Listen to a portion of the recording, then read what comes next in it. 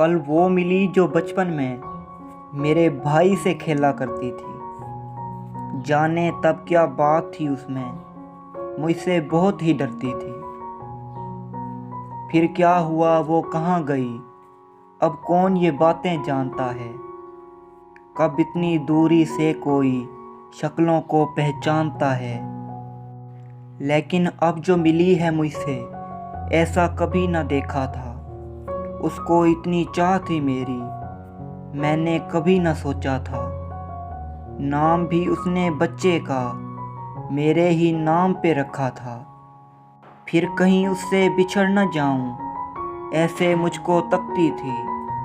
कोई गहरी बात थी जी में, जिसे वो कह भी न सकती थी।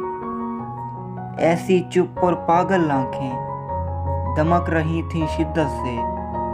मैं तो सचमुच डरने लगा था इस खामोश मोहब्बत से।